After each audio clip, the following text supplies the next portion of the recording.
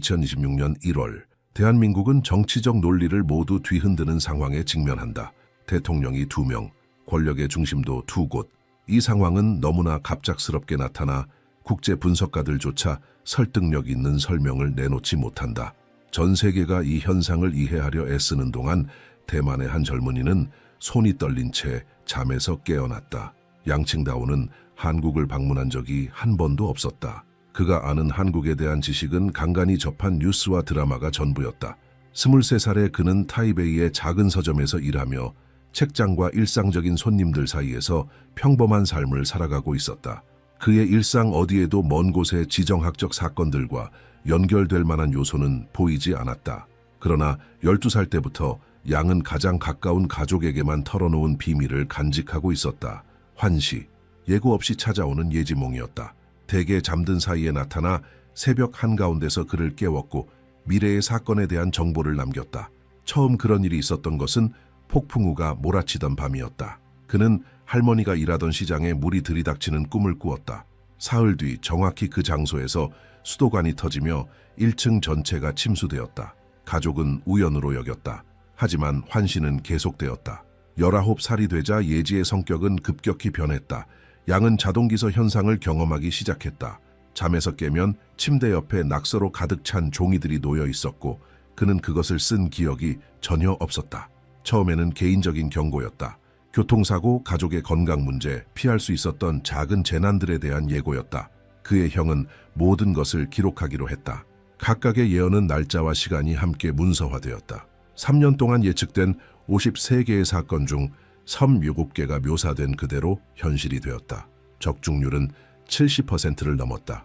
이 숫자들은 가족의 초기 회의감을 진지한 주의로 바꾸기에 충분했다. 가장 인상적인 사례는 2024년 8월에 일어났다. 양은 잠든 사이 진로를 바꾸어 대만 동부 해안을 강타할 태풍에 대해 글을 썼다. 그는 기상학자들의 예측보다 사흘이나 빠를 것이라 했고 정확한 시각까지 명시했다. 화요일 오후 3시 20분, 기상당국은 목요일 아침을 예보하고 있었다. 양은 가족에게 집의 방제를 강화하고 식량을 비축하라고 거듭 설득했다. 화요일 오후 3시 18분, 바람이 불기 시작했다. 태풍은 설명할 수 없을 만큼 빠르게 이동 경로를 가속했고 지역은 완전히 무방비 상태로 맞이하게 되었다. 양의 가족은 드물게 대비가 되어 있던 몇 안 되는 사람들이었다. 그러던 중 2024년 11월 놀라운 일이 벌어졌다. 개인적인 예언들이 갑작스럽게 멈춘 것이다. 양은 더 이상 가족이나 이웃, 자신의 도시와 관련된 글을 쓰지 않았다. 2주 동안 침대 옆에 놓인 종이들은 계속해서 백지로 남아 있었다.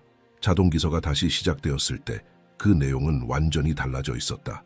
중국어 문장 사이로 한국어 글자가 나타나기 시작한 것이다. 특정 날짜들, 2026년 3월, 2026년 4월, 지도자들에 대한 언급, 대규모 정치적 변화, 그리고 서울에서 시작되어 전 세계로 파급될 변혁에 대한 암시들. 양은 한국어를 배운 적이 없었다. 그는 자신의 메모를 해독하기 위해 번역 앱을 사용해야 했다. 그가 알아낸 내용은 며칠 동안 잠을 이루지 못하게 만들었다. 양은 이전의 예언들에서 그랬던 것처럼 이 새로운 환시들의 진위를 시험해보기로 결심했다. 밤마다 쓰여진 글에 등장하는 모든 세부 사항, 날짜, 이름을 기록하기 시작했다.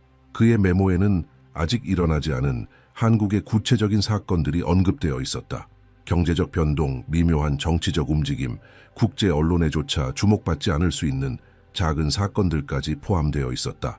2025년 초 몇 달 동안 이런 소규모 예언 7개가 현실이 되었다. 한국의 한 기술 기업이 연루된 기업 스캔들이 정확히 예고된 주에 터졌고 깜짝 장관 교체가 양이 기록한 정확한 날짜에 이루어졌다. 내부 갈등의 조짐이 전혀 보이지 않던 고위 정부 관료의 사임 역시 3주 전에 예고된 그대로 발생해 정치 분석가들을 충격에 빠뜨렸다. 그 정확성은 섬뜩할 정도였다.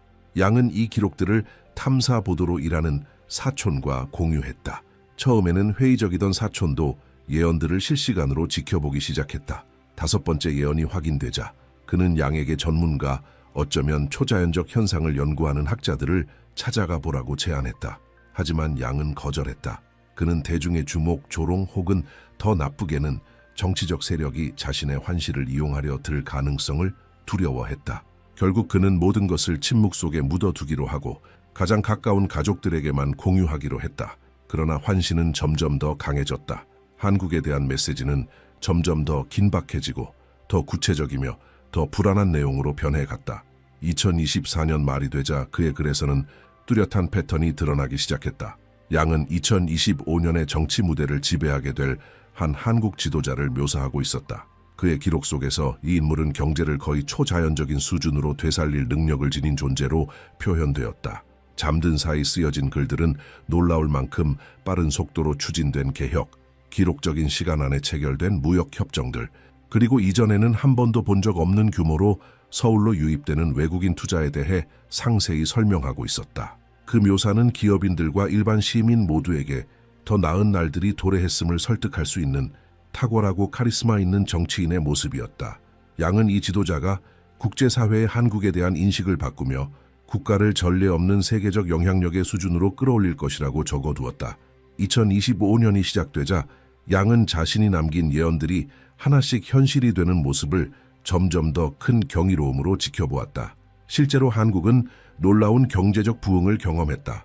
수출은 매달 사상 최고치를 경신했고 대기업들은 첨단 인프라에 수십억 달러 규모의 투자를 발표했다.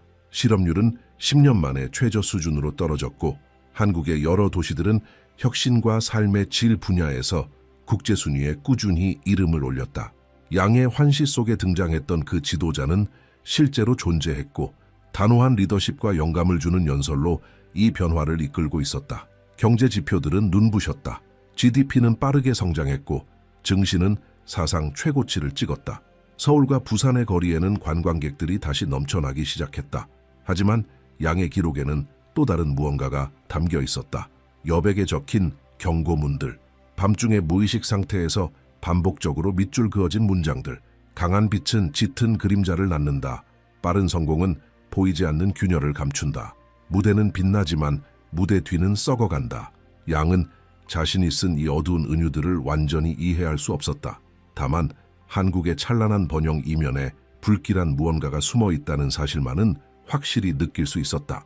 한국이 경제적 승리를 축하하는 동안 양은 밤마다 써내려간 글들을 바라보며 점점 더 큰 불안을 느꼈다. 그의 기록은 대부분이 보지 못하는 또 다른 현실을 묘사하고 있었다.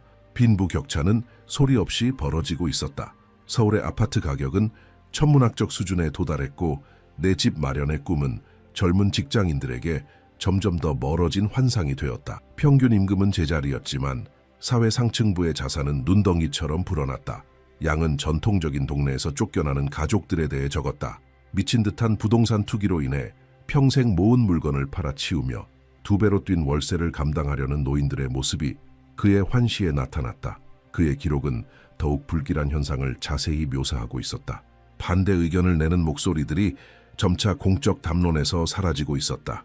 정부 정책을 비판하는 언론인들은 점점 비판적인 보도를 내기 어려워졌고 공식 입장에 반하는 분석을 내놓은 학자들은 설명할 수 없는 이유로 연구 자금을 잃었다. 사회운동가들은 모호한 혐의로 끝없는 소송에 휘말렸다. 양은 자신이 직접 본 적 없는 대화를 기록했고 대중의 시선을 피해 체결된 비밀 회의들을 글로 남겼다. 그의 손은 고위 관료들 옆에 앉은 대기업 임원들의 이름을 써 내려갔다. 이들은 수백억 원 규모의 계약을 나눠 가지며 한편으로는 평범한 시민들이 불안정한 일자리를 지키기 위해 애쓰는 모습이 그려지고 있었다. 서울 거리의 군중들은 국제 카메라 앞에서 웃고 있었지만 양은 그 겉모습 너머를 보고 있었다. 그의 기록 속에는 학문적 경력을 포기하고 안정도 없는 대기업의 착취적 업무에 뛰어드는 대학생들, 수입의 80%를 원룸 월세로 지출하며 출산 계획을 무기한 미루는 젊은 부부들, 기본 생계비도 감당하지 못하는 연금 때문에 굴욕적인 시간제 노동에 복귀하는 은퇴자들이 등장했다. 공식적인 내러티브는 번영을 외치고 있었지만 공공병원은 병상을 줄이고 외곽 지역의 학교들은 예산 삭감으로 교사를 잃고 있었다.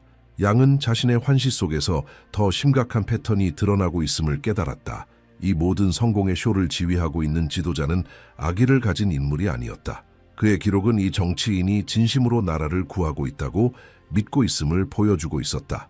그는 상승하는 지표들을 자신의 정책이 옳다는 확실한 증거로 받아들였고 국제회의장에서의 박수갈채를 자신의 천재성을 입증하는 것으로 여겼다.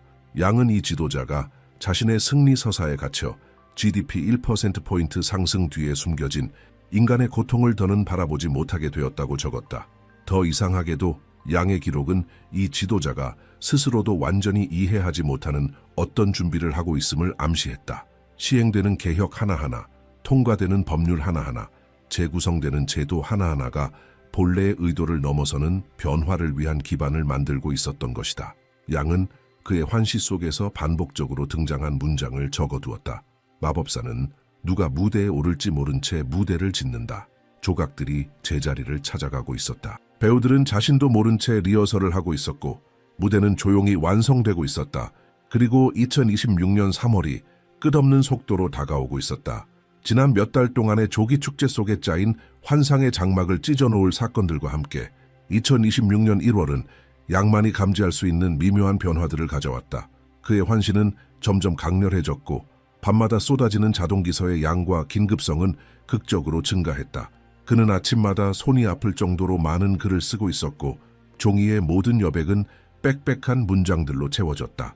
3월과 4월이라는 날짜는 동그라미로 둘러싸이고 밑줄이 그어졌으며 너무 강하게 표시되어 종이를 찍고 말 정도였다.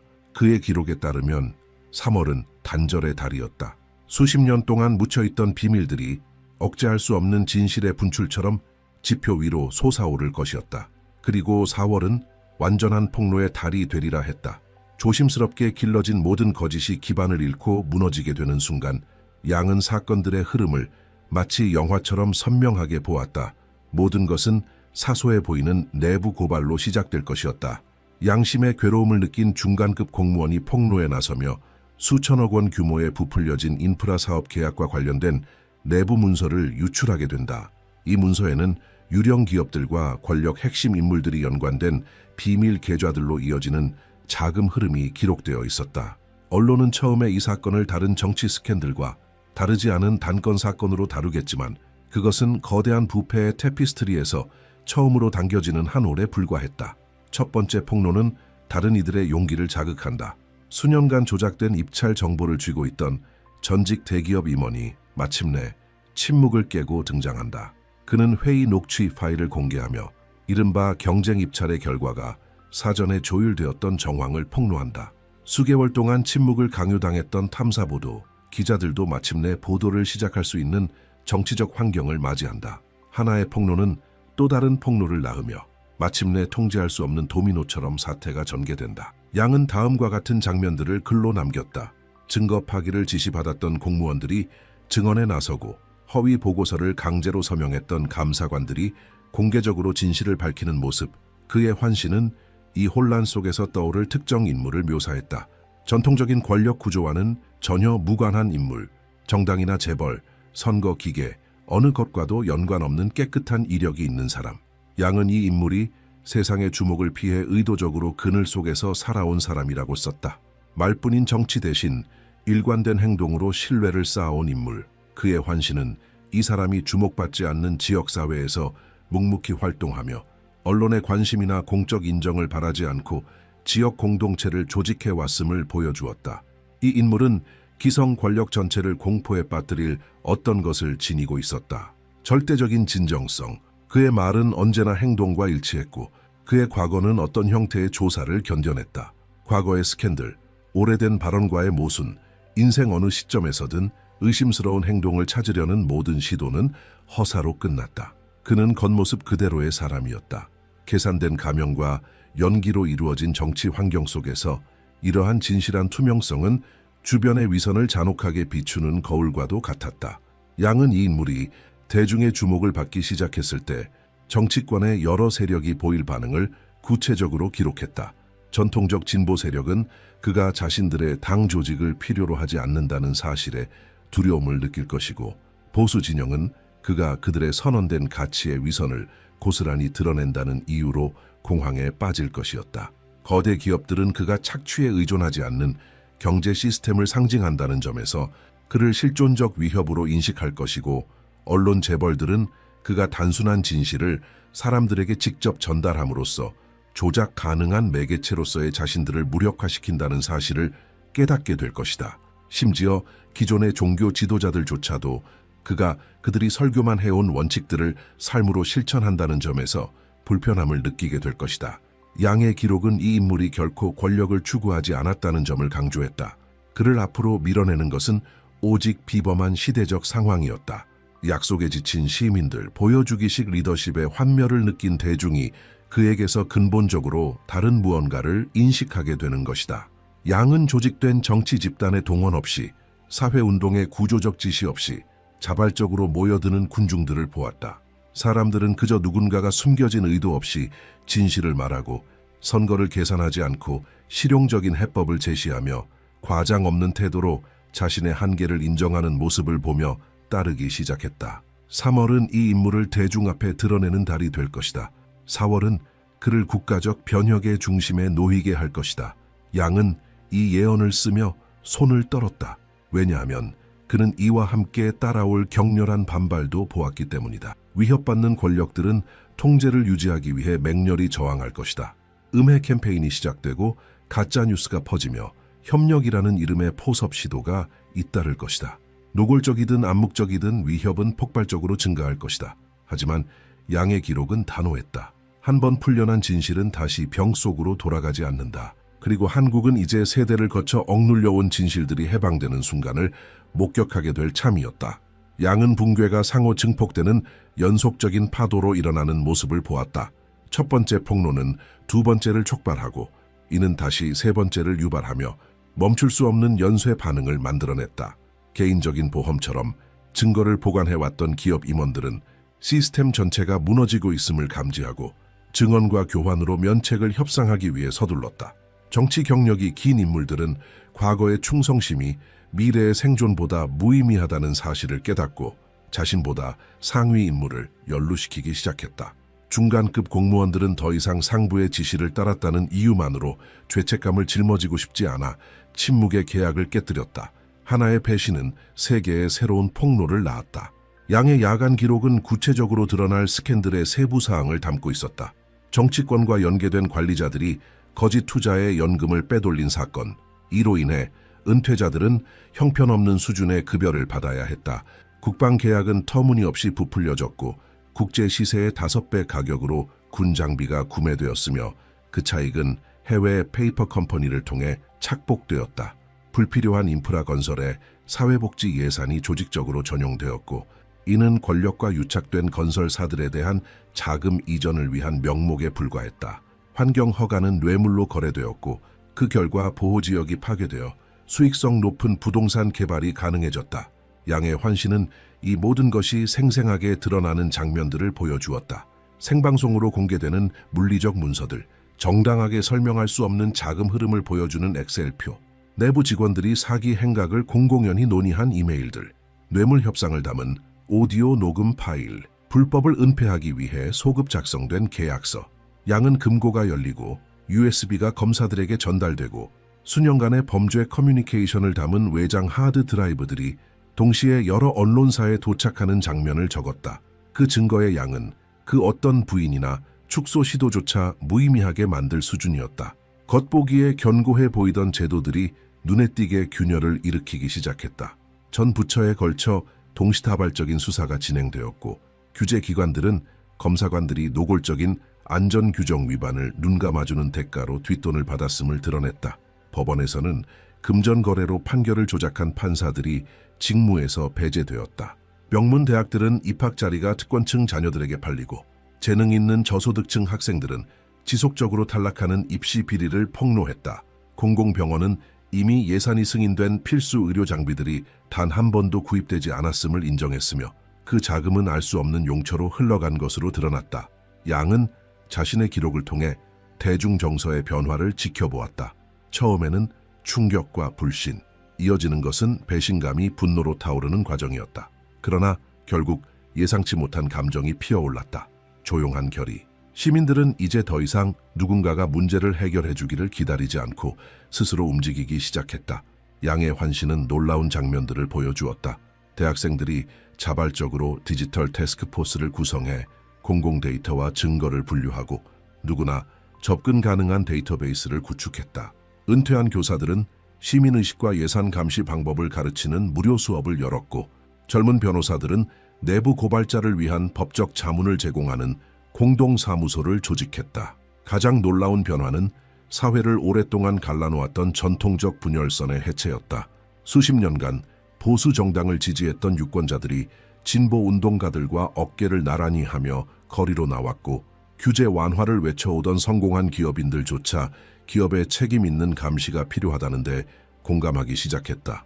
농촌 노동자와 도시 전문가들은 공동의 목적을 발견했고 변화를 꺼려하던 노년층마저 이제는 급진적 전환의 필요성을 받아들이기 시작했다. 오랫동안 대중담론을 지배했던 이념적 언어는 더 이상 반박할 수 없는 진실들이 쏟아지면서 의미를 잃어갔다. 양은 이 단결의 흐름을 결정적으로 고착시킬 하나의 순간을 기록했다. 그것은 밤의 촛불 집회였다. 수십만 명이 광장에 모였고 아무런 연설도 구호도 없이 완전한 침묵 속에 서 있었다. 단지 수없이 흔들리는 촛불의 바닷속에 함께 존재하는 것. 카메라는 이 침묵의 장면을 세계 곳곳으로 생중계했다. 국제평론가들은 이 현상을 표현할 적절한 말을 찾지 못했다. 먼 나라의 국민들은 이 시민의 성숙함에 부러움을 느끼며 지켜보았다. 그리고 그 광장의 중심에는 보이지는 않지만 분명히 느껴지는 한 인물이 있었다. 양이 오래전부터 기록해온 존재. 스포트라이트를 원하지 않았지만 변화를 이끌었고 수사적 언어 대신 삶의 본보기로 영감을 주었으며 야망이 아닌 진정한 봉사를 통해 리더십을 실현한 인물. 하지만 양은 결코 공개하지 않은 비밀이 하나 있었다. 그것은 그를 너무도 공포에 몰아넣은 나머지 원본 원고를 불태우고 다시는 언급하지 않겠다고 맹세하게 만든 일이었다. 12월의 새벽들, 그의 손은 모든 사건의 전조가 되는 폭력적 촉매를 써내려갔다. 누구도 예상하지 못한 사건. 양은 2월, 그러니까 3월의 대변화를 불러오기 몇 주 전 한 사고를 환시 속에서 보았다. 처음엔 단순한 비극적 우연처럼 보일 그 사건은 후속 조사에서 치밀하게 계산된 사보타주로 드러나게 된다. 누군가 그 인물이 세상에 드러나기도 전에 그를 제거하려 한 것이다. 하지만 그 시도는 실패로 끝난다. 그리고 이 실패가 결국 공모자들의 결정적인 실수가 된다. 사보타주의 증거가 독립 언론을 통해 유출되며 그 배후가 권력 핵심과 직접 연결되어 있다는 사실이 드러난다. 이 스캔들은 모든 흐름을 가속시킨다.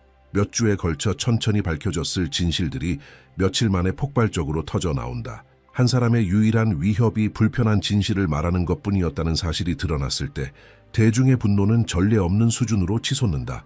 양은 수사 과정에서 드러날 구체적인 숫자들까지도 기록해 두었다. 중소도시의 연간 예산을 초과하는 금액이 들어있는 해외 비밀 계좌, 겨우 원룸 월세도 감당하기 힘든 월급을 받던 공무원들이 축적한 천문학적 재산, 특정 대기업에 유리한 정책이 발표되기 직전수 시간 안에 이루어진 국제 송금 기록들.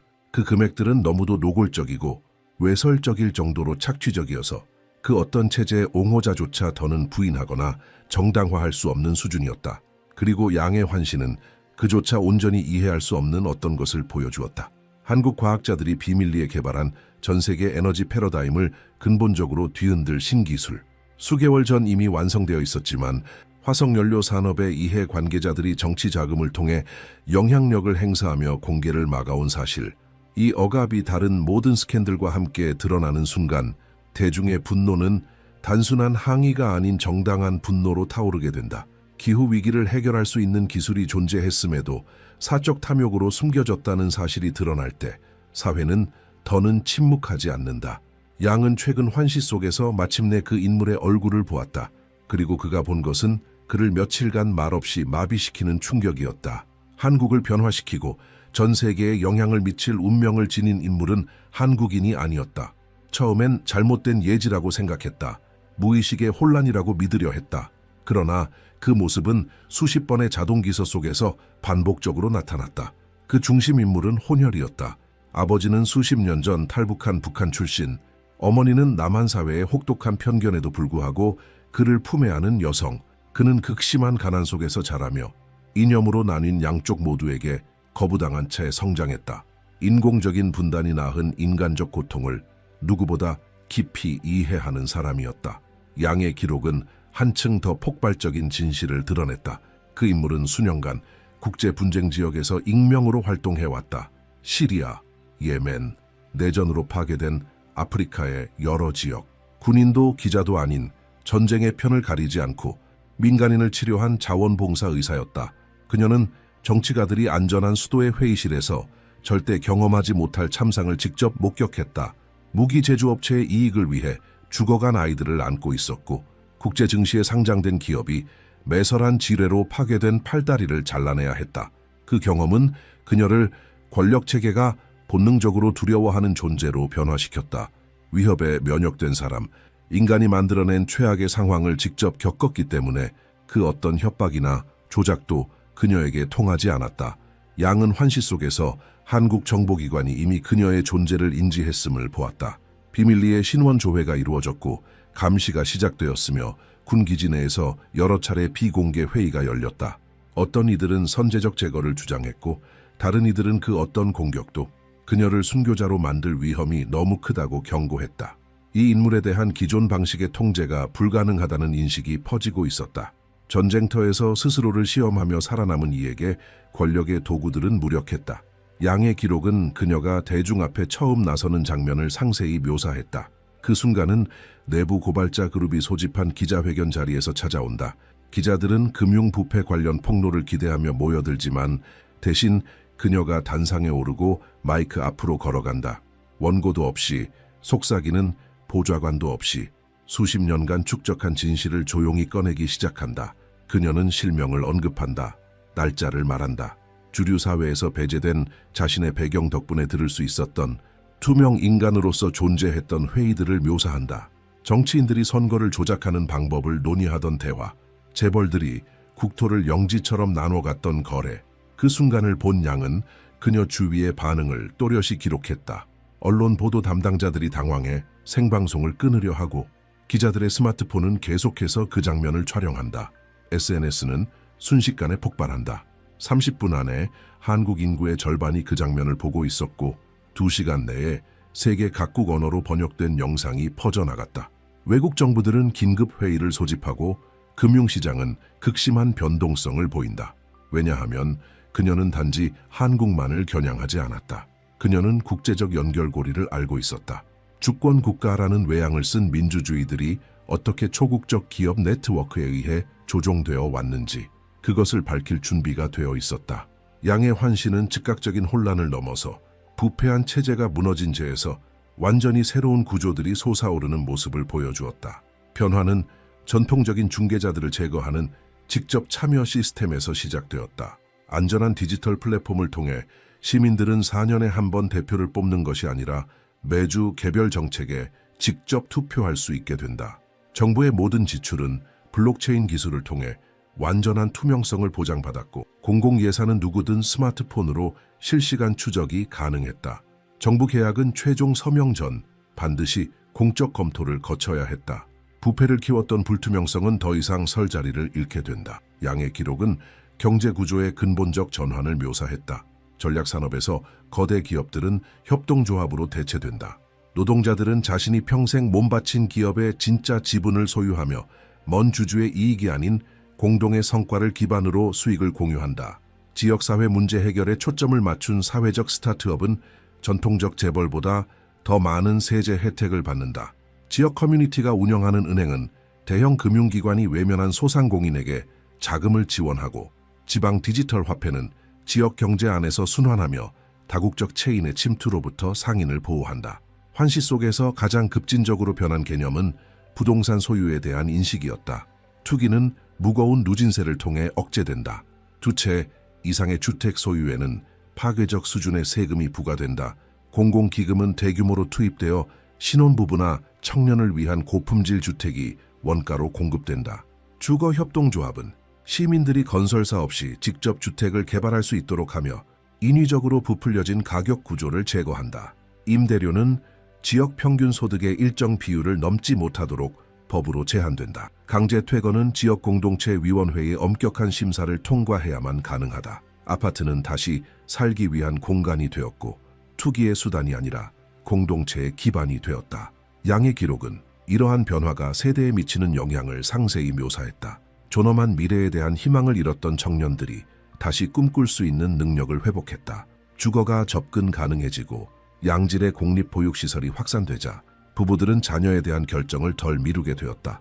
고등교육이 더 이상 막대한 비용을 요구하지 않게 되자 대학생들은 단순한 연봉 가능성이 아니라 진정한 소명을 따라 진로를 선택했다. 사회적으로 가치 있는 일을 추구하는 기업가들은 사회 안전망 덕분에 파산이 곧 완전한 파멸로 이어지지 않기 때문에 과감한 사업을 시작할 수 있었다. 끊임없는 경제적 불안이 줄어들자 사회 전체가 집단적인 안도의 숨을 내쉴 수 있었다. 양은 그것보다 더 의미 있는 무언가를 썼다. 한반도 전체의 변화였다. 그의 환시에는 북한 주민들이 남쪽의 변화를 전해 듣는 모습이 나타났다. 권위주의 정권이 완전히 차단하지 못하는 경로를 통해 평화 시위 영상이 담긴 USB가 밀반입되었고 민주개혁에 대한 이야기들이 수십 년간 진실로부터 차단되어 있던 귀에 도달했다. 대안적 체제가 필연적으로 혼란과 빈곤을 야기한다는 기존의 서사는 이를 반박하는 실증적 증거들이 국경을 넘어 퍼지면서 신뢰를 잃기 시작했다. 실제로 증명된 진짜 변화는 수십 년간의 선전보다 강력했다. 기록에는 이 한국의 변화가 전 세계에 반향을 일으킬 것이라고 되어 있었다. 국제학자들은 새롭게 등장한 이 모델을 연구하며 자국에 적용할 수 있는 교훈을 찾을 것이다. 각국 정부 대표단은 서울을 방문해 디지털 참여 시스템이 실제로 어떻게 작동하는지를 관찰할 것이다. 대표성의 실패에 좌절한 서구 민주주의의 사회운동가들은 한국의 사례를 실현 가능한 대안의 증거로 인용할 것이다. 개발도상국들도 기술이 단순한 감시와 통제가 아니라 시민의 권한을 강화하는 도구가 될 수 있음을 보게 될 것이다. 한국은 확장된 민주주의 가능성에 살아있는 실험실이 될 것이다. 양은 자신의 환시 속에서 자신이 단지 전달자에 불과하다는 것을 깨달았다. 이 변화의 중심에 있는 인물은 정해진 때까지 익명 속에 보호받아야 했다. 그의 기록은 아무것도 절대적으로 예정된 것이 아니라는 점을 강조했다. 예언은 필연적인 사슬이 아니라 가능성의 지도였다. 개인의 선택은 중요했다. 누군가가 편리한 거짓 대신 진실을 말하기로 선택할 때마다 변화에 기여했다.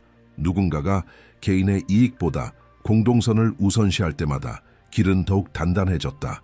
누군가가 부정의 앞에서 침묵을 거부할 때마다 새로운 시대의 도래는 더 빨라졌다. 이제 2026년 1월, 3월까지 몇 주밖에 남지 않았다. 양은 여전히 깊은 잠 속에서 글을 쓰고 있다. 그의 손은 마지막 세부사항, 막바지 조정, 다가올 격렬한 저항에 대한 경고를 기록한다. 그는 위협받는 세력들이 변화를 막기 위해 필사적으로 싸울 것임을 알고 있다. 허위 정보가 대규모로 유포될 것이다. 새롭게 떠오르는 운동들을 불신하게 만들려는 시도가 급증할 것이다. 폭력을 유도하는 도발이 기획되어 그것을 탄압의 정당화로 활용하려 할 것이다. 그러나 그의 기록은 깨어난 집단의식은 쉽게 다시 잠들지 않는다고 반복해서 강조한다. 역사는 바로 지금 이 순간에 쓰이고 있다. 이 가능성들에 대해 지켜보고 성찰하고 있는 당신 역시 이 전개 중인 서사의 일부다. 앞으로 몇 주 동안의 당신의 선택은 어떤 미래가 실현될지를 결정짓는 데 영향을 줄 것이다. 이 성찰을 다른 사람들과 나누라. 당신의 경험 속에서 무엇이 진실로 울리는지 댓글로 토론하라. 새롭게 떠오르는 징후들의 주의를 기울이라. 3월이 빠르게 다가오고 있다. 이는 국경을 넘는 변화를 가져오고 인간 가능성의 경계를 다시 정의할 잠재력을 품고 있다. 히말라야의 신성한 산맥, 하늘과 땅이 맞닿고 바람이 태고의 비밀을 실어 나르는 그곳에서 하나의 예언이 영적 세계를 뒤흔들었다. 전 세계적 팬데믹을 절대적인 정확도로 예견했던 부탄의 젊은 예언자 우겐 왕축이 2026년의 한국에 대한 파괴적인 환시를 공개한 것이다. 그가 밝힌 내용은 수십 년간의 명상을 이어오던 노승들마저 중단하게 만들어 긴급의식을 소집하게 했다. 기술과 문화로 세계를 정복한 그 국가는 이제 가장 잔혹한 시험을 맞이하게 될 것이며 이 예언의 모든 말은 수세기에 걸친 히말라야의 지혜라는 무게를 지니고 있다. 우겐 왕축은 2026년이 한국의 어둠의 시대가 시작되는 해라고 선언했다. 전례 없는 시련의 시기가 나라를 휩쓸며 한국 정체성의 모든 측면을 시험하게 될 것이다. 그러나 이 예언에는 공포를 넘어서는 무언가가 담겨 있다. 그 어둠의 한가운데서 한 지도자가 등장할 것이며 이는 지금까지 알려진 어떤 권위와도 전혀 다른 존재다. 이 존재는 평범한 정치의 범주를 초월한 사명을 지니고 있다. 우겐은 이 인물을 한국의 영혼을 비추는 거울로 묘사하며 민족의 빛과 그림자를 동시에 반영한다고 말한다. 이 존재는 극단적인 반응을 불러일으킬 것이다. 어떤 이들은 그를 절대적인 구원으로 볼 것이고 또 다른 이들은 감정적인 폭력으로 거부할 것이다. 이러한 급진적인 분열은 이미 한반도의 정치적 영적 영역에서 나타나기 시작했다. 예언자는 이 지도력에 대한 충격적인 세부 사항도 밝혔다. 그 인물은 깊은 여성적 에너지를 지니고 있으면서도 흔들리지 않는 전통적 가치를 함께 품고 있다. 이 역설은 기존의 권력 구조에 도전한다. 우게는 이 사람이 파괴적인 몰락을 겪었고 공개적인 거부를 경험했으며 절대적인 굴욕의 계곡을 지나왔다고 말한다. 그러나 바로 그 고통의 시면에서 그녀는 희귀한 무언가를 발견했다. 고통은 날카로운 지혜로 변했고 상처는 보편적 이해로 향하는 문이 되었다. 예언자는 강렬한 이미지를 사용한다. 지옥까지 내려간 자만이 타인을 각자의 내적 감옥에서 해방시킬 열쇠를 지닌다고 그는 말한다. 상처 입은 이 지도자는 이제 한국조차 자신이 지니고 있는지 모르는 집단적 상처를 치유할 수 있는 능력을 갖추게 되었다. 예언은 이 존재가 이미 한국 민중 속에 있으며 정확한 계시의 순간을 기다리고 있다고 전한다. 우겐에 따르면 그 인물의 이름은 별자리에 새겨져 있으며 별들이 정렬할 때 인식될 것이다. 그녀는 어둠이 절정에 달하고 절망이 완전해 보이며 국민의 신앙이 소진되었을 때 도래할 것이다. 바로 그 절대적 붕괴의 순간에 그녀는 모습을 드러낼 것이다. 그러나 주의하라. 이 지도력은 전통적인 정치적 야망과는 완전히 다른 목적을 지닌다. 그녀는 한국 민중을 존재에 잊힌 차원으로 깨우려 한다. 그 목표는 각 개인을 자신 안에 잠들어 있던 힘, 급속한 현대화와 물질주의적 가치의 층 아래에 묻혀있던 영적 힘과 다시 연결하는 것이다. 우게는 이 재연결이 고통스러울 것이라고 경고한다. 왜냐하면 그것은 한국이 스스로에 대해 품어온 안락한 환상을 버리고 지난 수십 년간 선택해온 길에 대한 불편한 진실과 직면할 것을 요구하기 때문이다. 이 신비로운 지도자의 여정은 우겐 왕축이 고대 점성술 기록에서 확인한 하나의 패턴을 드러낸다. 이 인물은 상징적인 죽음의 의식을 거쳤으며 자신이 대표하던 모든 것이 공개적으로 철저히 파괴되는 잔혹한 과정을 경험했다. 그 몰락은 수백만 명의 눈앞에서 벌어졌고 그녀는 실패와 국가적 수치의 상징으로 전락했다. 그러나 부탄의 예언자는 이 공개적인 파괴 속에서 전혀 다른 본질을 본다. 그는 이 치욕이 영적인 용광로 역할을 하여 자아의 모든 불순물을 태워 없애고 진실의 결정체만을 남겼다고 말한다. 조명과 권력으로부터 격리된 강제적 고립의 시간 동안 이 인물은 극소수 인간만이 접근할 수 있는 내면의 관문을 통과했다. 그녀는 자신의 정신 깊은 곳으로 잠수하여 인간 고통의 본질에 대한 근원적인 통찰과 함께 다시 떠올랐다. 우게는 이 개인적인 변혁이 한국의 집단적 운명과 완벽하게 맞물려 있다고 밝힌다. 한국은 앞으로 이 미래의 지도자가 겪은 것과 같은 죽음과 재탄생의 과정을 통과해야만 한다. 예언자는 2026년이 국가 정화의 해라고 선언한다. 이 시기에는 모든 부패한 구조들이 드러나고 해체될 것이다. 이 정화는 한국 사회의 모든 계층에 영향을 미친다. 견고해 보이던 제도들은 허약한 기초를 드러내게 될 것이며 수세대를 이끌어온 가치들은 무자비하게 의문시될 것이다. 한국 정체성 그 자체가 깊은 실존적 위기에 빠지게 될 것이다. 그러나 우게는 이 겉보기의 붕괴가 실은 해방의 진실을 숨기고 있다고 강조한다. 한국은 지금 거대한 진화적 도약을 준비하고 있으며 이 변화는 한국을 전 세계를 위한 영적 등대로 탈바꿈시킬 것이다. 예언자는 2026년을 한국 역사상 절대적인 분기점으로 묘사한다. 이 특정한 해는 500년에 한 번 나타나는 희귀한 점성술적 진동을 지니고 있으며 우주의 에너지가 한반도에 압도적으로 집중된다. 이 강력한 힘은 감춰져 있던 모든 것을 강제로 표면으로 끌어올린다. 수십 년간 묻혀있던 비밀들이 드러나고 충성심으로 위장된 배신이 밝혀지며 사회를 지탱해온 구조적 거짓이 무너질 것이다. 우게는 이러한 드러남의 과정이 한국 민중에게 극심한 고통을 안겨줄 것이라고 경고한다. 많은 이들이 현실을 외면하고 익숙한 오래된 서사에 매달리려 할 것이다. 그러나 2026년의 진실은 고유한 힘을 지니며 더 이상 숨겨지기를 거부할 것이다. 우겐 왕축이 예견한 집단 정화는 세 가지 차원을 동시에 강타한다. 첫 번째는 물질적 차원이다. 한국은 수십 년간 따랐던 개발 모델에 대한 신뢰를 흔들 경제적 도전에 직면하게 된다. 어떤 대가를 치르더라도 성장을 추구해온 길은 그 진짜 대가를 드러낼 것이다. 두 번째는 사회적 차원이다. 그동안 무시되거나 축소되었던 분열이 공개적인 갈등으로 폭발하게 된다. 세대 간의 대립은 점점 더 격렬해지고 지역 간 자원 경쟁은 치열해질 것이며 이념 간 충돌은 대화의 여지를 남기지 않을 정도로 극단적으로 치달을 것이다. 세 번째는 영적 차원이다. 소비와 오락으로 잠시 메워졌던 실존적 공허가 더는 견딜 수 없는 수준으로 치달으며 수백만의 한국인이 동시에 자신의 삶이 깊은 의미를 잃었다는 공포스러운 인식에 눈뜨게 될 것이다. 이러한 집단적인 의미의 위기는 예언된 지도자가 등장할 수 있는 비옥한 토양이 된다. 그 지도자는 한국의 영혼이 절실히 찾고 있는 해답을 내면에 지닌 인물이다. 그러나 우겐 왕축이 오직 티베트 승려들의 내밀한 회합에서만 밝힌 사실이 있다. 지금까지 절대적으로 비밀에 붙여졌던 이 폭발적인 예언은 이제 서서히 드러나고 있다. 부탄의 예언자는 2026년에 등장할 지도자의 정확한 이름을 확인했으며 이 사실은 한국 권력의 이면에 큰 충격파를 일으키고 있다. 히말라야 수도원들과 가까운 소식통에 따르면 우겐은 매우 역설적이고 당혹스러운 특성을 지닌 한 남성을 직접 지목했다고 한다. 이 남성은 기존의 어떤 분류로도 설명할 수 없는 에너지를 지녔으며 군사적 강인함과 깊은 영적 감수성, 절대적인 권위와 진정한 겸손을 동시에 발산하는 인물이다. 그에 대한 묘사는 불안감을 자아낸다. 그는 파괴적인 몰락을 경험했고 신뢰했던 이들로부터 잔혹한 배신을 당했으며 대중적 수치심에 보이지 않는 상처를 지닌 사람이다. 그리고 그의 이름은 이미 지역 영적 지도자들 사이에서 속삭이듯 퍼지고 있다. 우게는 비공개 세션에서 이 남성이 조용히 준비되고 있으며 대중의 시선이 닿지 않는 곳에서 변화의 시간을 보내고 있다고 밝혔다. 그리고 그가 마침내 모습을 드러낼 때 그의 존재는 한국 정치 지형을 완전히 전환시킬 것이라고 예언했다. 그는 극소수의 인간만이 통과할 수 있는 영적 관문을 넘은 자이며 그 체험은 그를 단순한 지도자가 아닌 시대를 초월한 전환점으로 만들 것이다.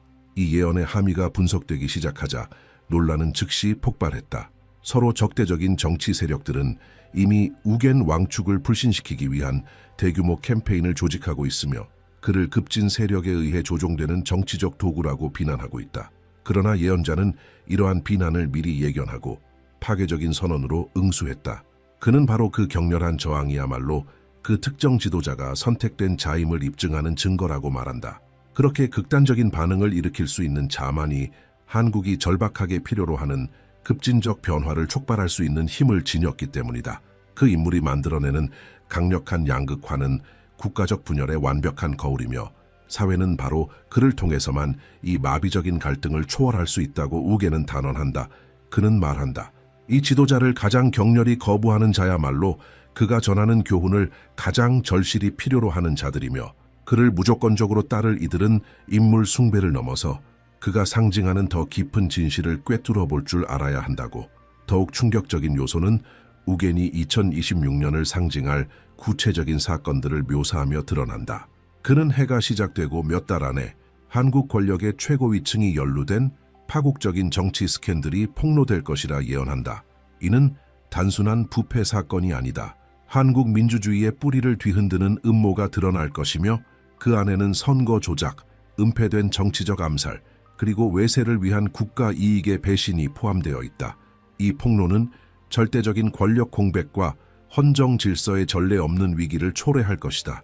이러한 완전한 혼란 속에서 국민이 절망에 빠지고 제도가 완전히 신뢰를 잃은 그 순간 예언된 지도자가 움직일 것이다. 하지만 우게는 경고한다. 그의 등장은 아무도 예상치 못한 방식으로 이루어질 것이며 기존의 정치 규범을 완전히 무시한 경로로 등장할 것이다.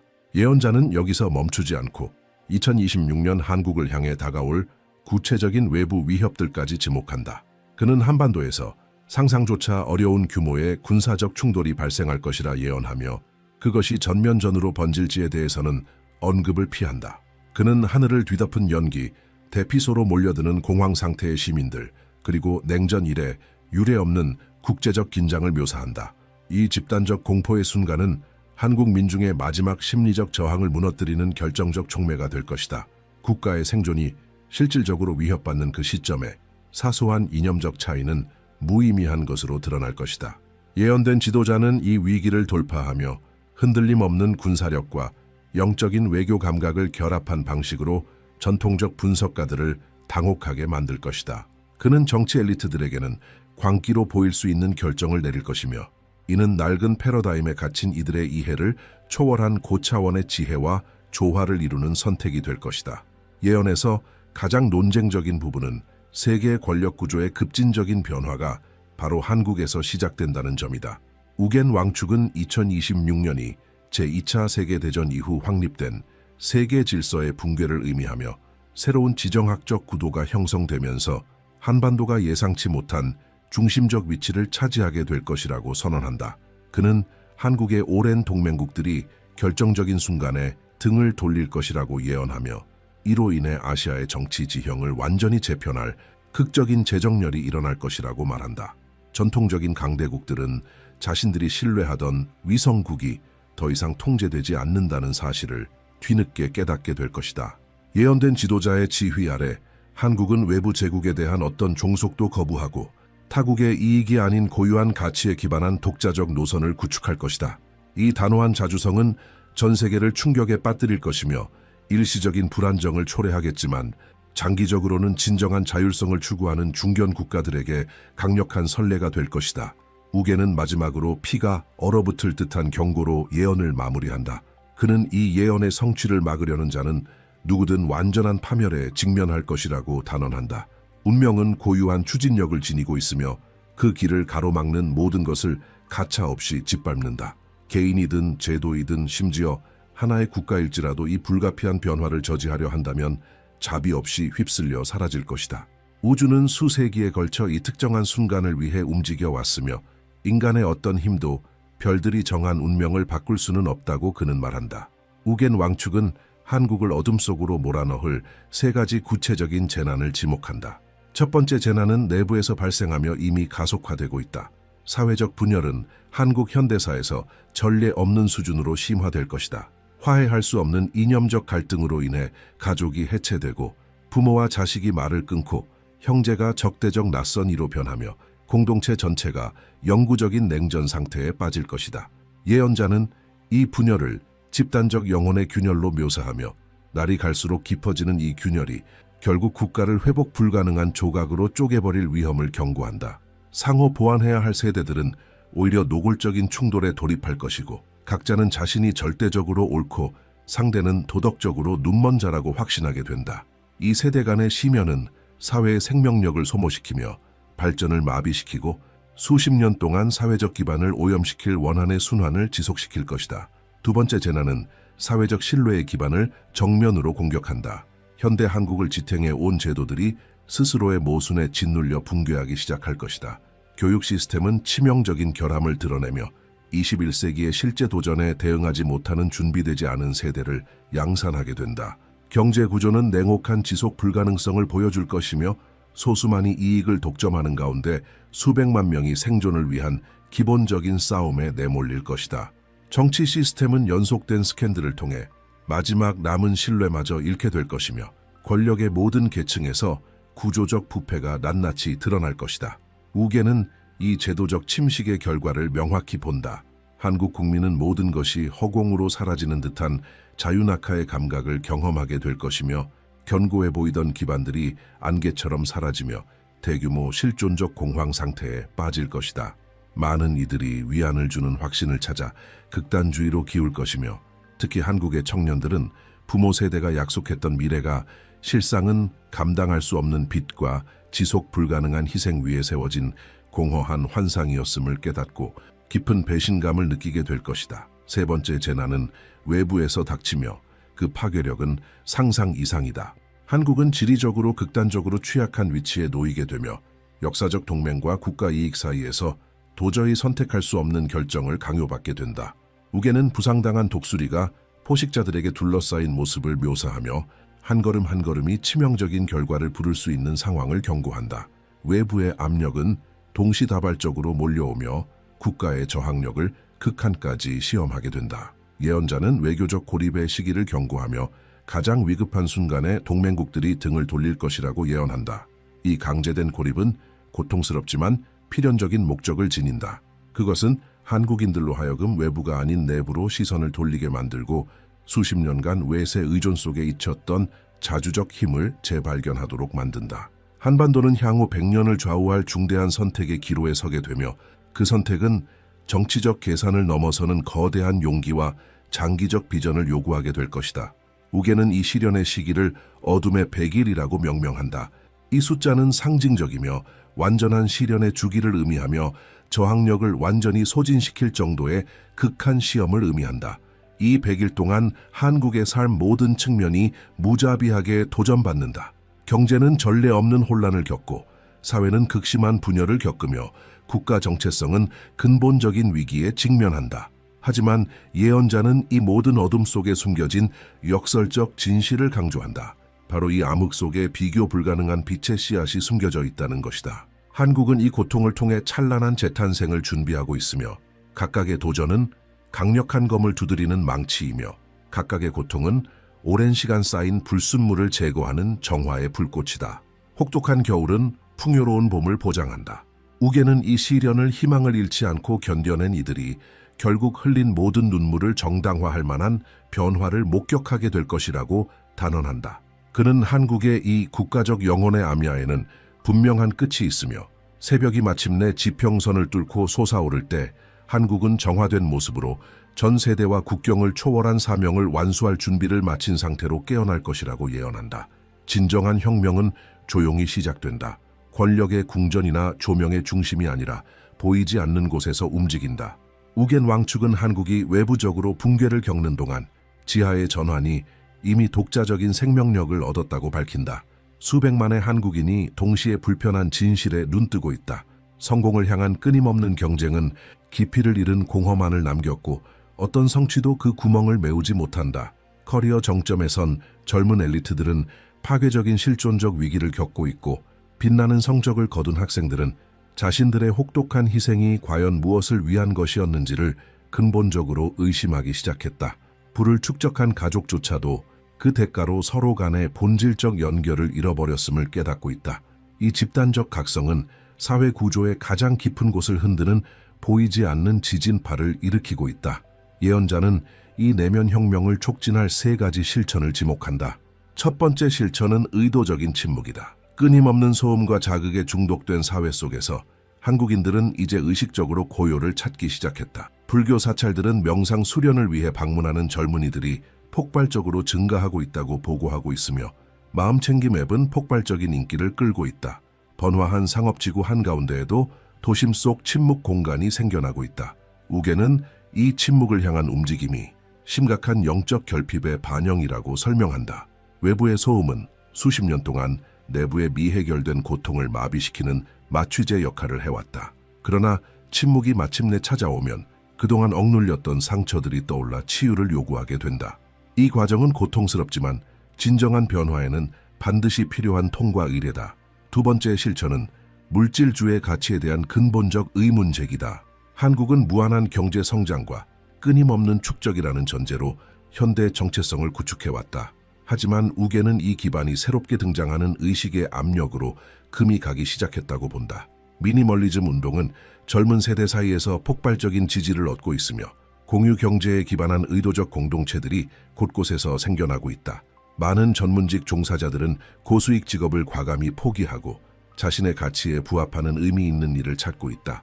이 의식 변화는 기존 체제에게는 위협적이다. 그것은 경제 시스템의 핵심 동력을 정면으로 부정하기 때문이다.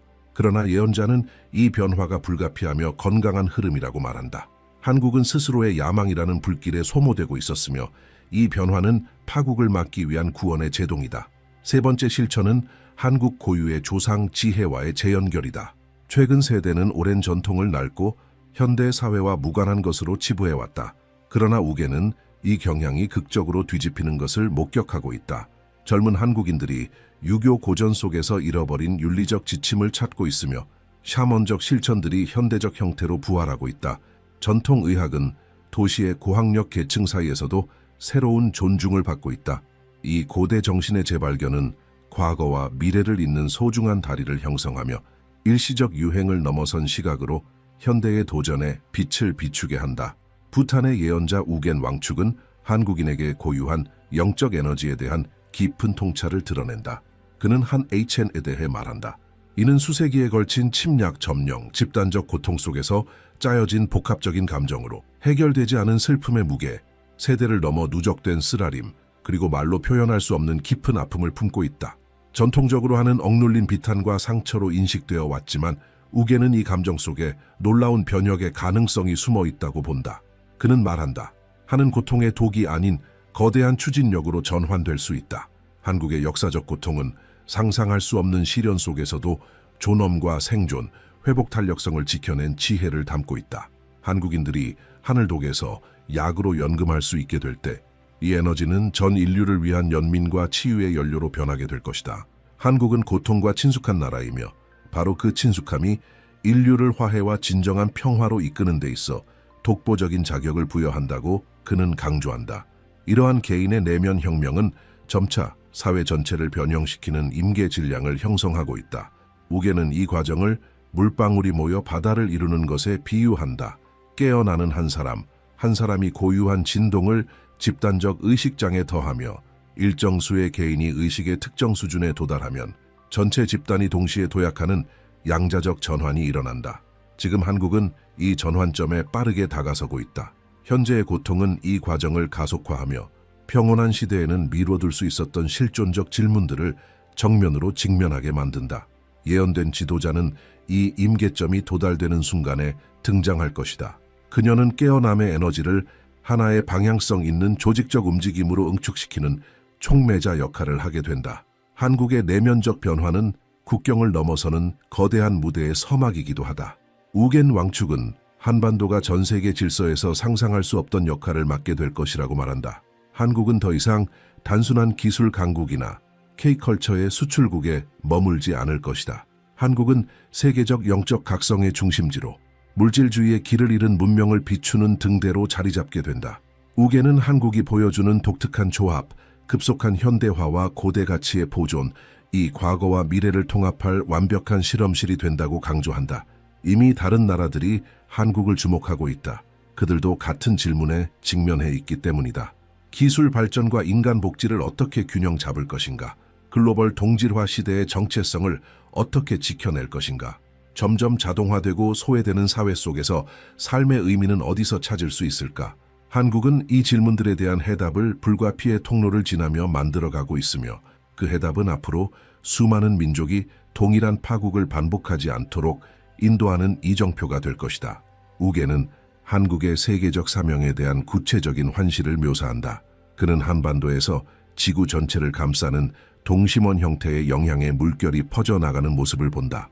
첫 번째 물결은 이미 아시아에 도달했으며 정체성과 존재의 목적에 대한 위기를 겪고 있는 이웃 국가들을 강타했다. 두 번째 물결은 서구로 확산될 것이며 물질적 풍요 속에서 공허함에 질식하고 있는 부유한 사회들에 도달할 것이다.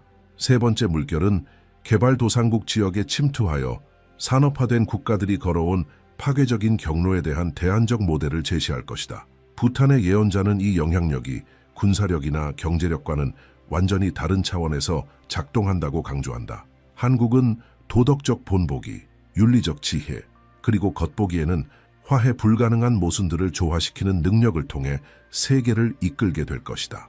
예언자는 이 한국의 부상에 완벽한 우주적 타이밍이 있다고 밝힌다. 현재 세계는 인류의 생존 자체를 위협하는 수렴하는 위기들에 동시에 직면해 있다.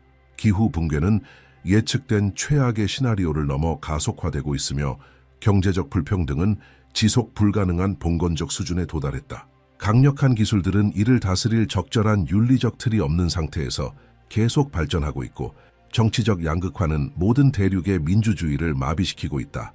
정신건강의 팬데믹은 특히 젊은 세대들 사이에서 인구를 황폐화시키고 있다. 우겐은 이 모든 위기가 공통된 뿌리를 가지고 있다고 주장한다. 그것은 외적 발전과 인간 내면의 성숙 사이의 근본적인 불균형이다.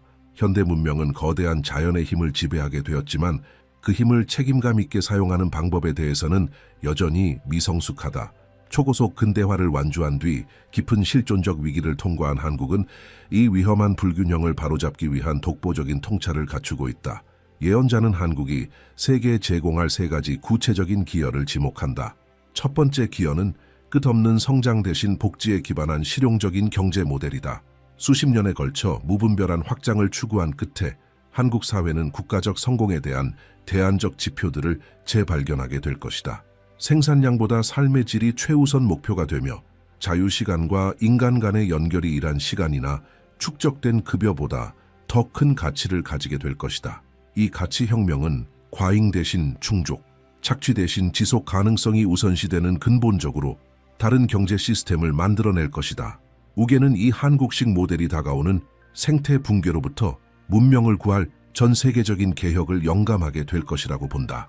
두 번째 기여는 인간 중심의 기술 통합에 관한 지혜이다. 한국은 세계에서 가장 앞서 기술을 수용하는 국가이지만 동시에 디지털 중독과 사회적 소외라는 가장 심각한 부작용도 겪고 있다.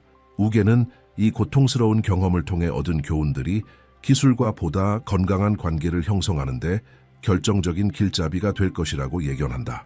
한국은 디지털 도구를 인간 간의 연결을 대체하는 것이 아닌 확장하는 데 사용하는 방법, 전방위 감시의 시대의 프라이버시와 자율성을 지키는 방법, 알고리즘 기반의 심리 조작으로부터 젊은 세대의 정신을 보호하는 방법 등을 세계에 보여줄 것이다. 한국 땅에서 실험되고 입증된 이 해결책들은 전 세계로 퍼져나가며 디지털 혁명을 위한 새로운 윤리 기준을 세우게 될 것이다. 세 번째 기여는 물질적 영역을 완전히 초월한다.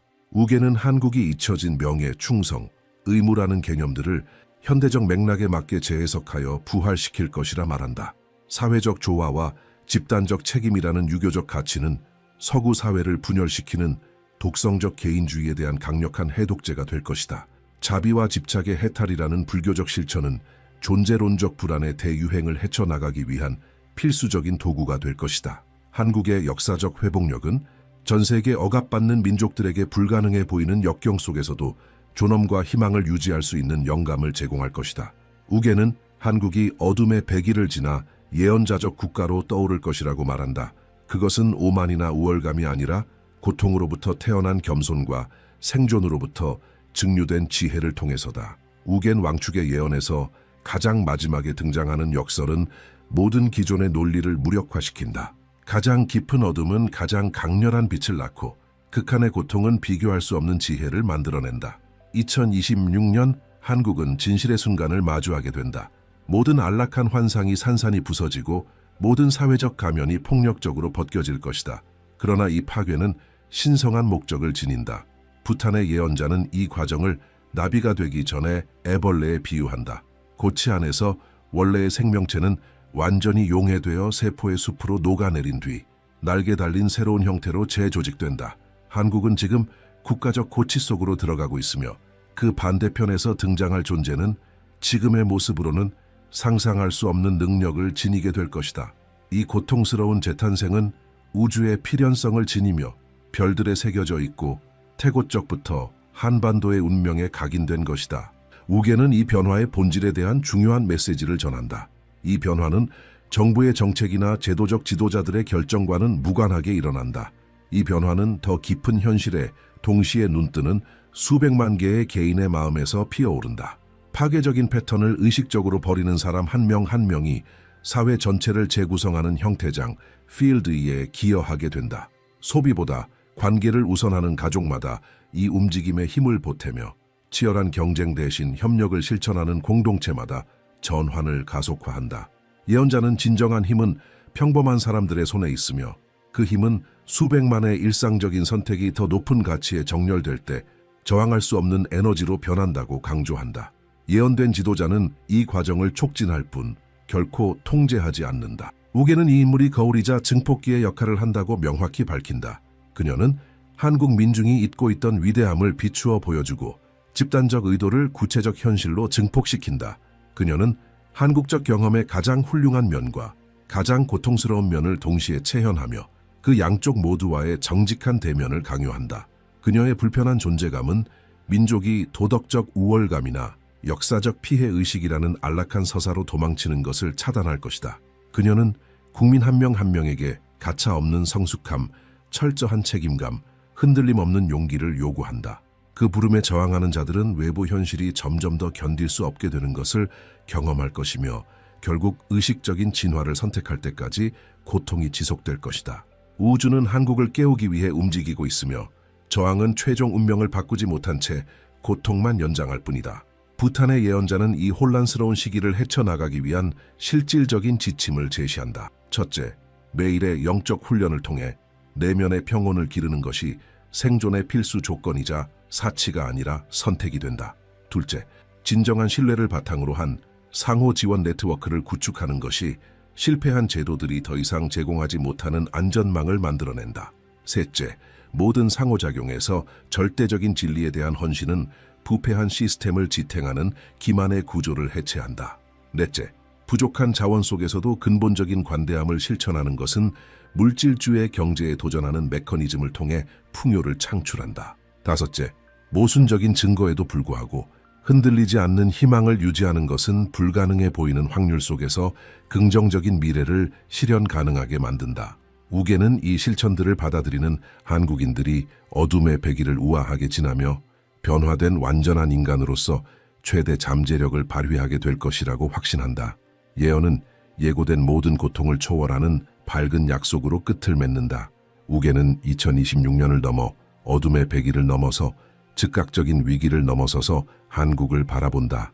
그는 2030년의 한국을 상상하며 현재와 비교할 수 없는 완전히 변형된 문명을 목격한다.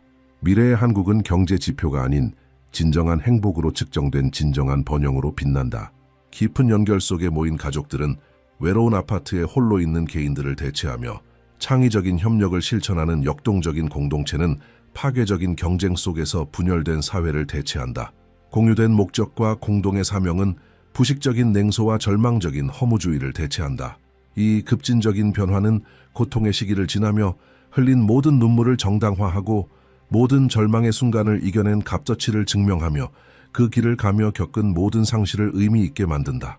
예언자는 미래의 한국인들이 2026년을 깊은 감사로 되돌아보게 될 것이라고 약속한다.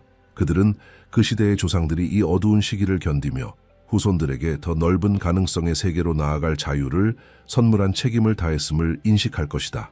이제 중요한 질문이 시간과 공간을 넘어서 여러분에게 도달합니다. 이 예언이 여러분의 마음에 어떤 반응을 일으키나요? 여러분 주변에서 이미 이 변화를 나타내는 징후들을 인식하고 있나요? 댓글에서 여러분의 생각을 나누어 주세요. 여러분의 목소리는 집단적인 운명에 관한 이 대화에서 중요합니다. 이 메시지가 여러분 내면 깊은 곳에서 무엇인가를 울린다면 이 영상을 이 말을 들어야 할 사람들과 공유해 주세요.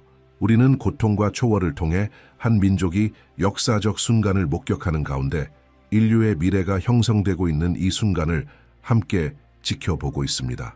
예언이 내려졌습니다. 운명이 움직이고 있습니다. 이제 남은 것은 우리 각자가 그 부름에 어떻게 응답할지를 선택하는 일입니다.